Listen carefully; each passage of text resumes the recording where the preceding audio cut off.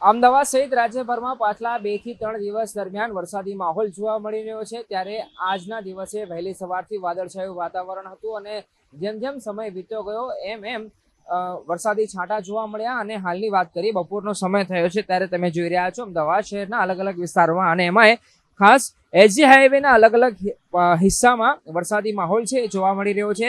ઝરમર ઝરમર વરસાદ વરસી રહ્યો છે અને એ વરસાદનો ફ્લો છે, વરસાદના ફ્લોમાં વધઘટ જોવા મળી રહી છે।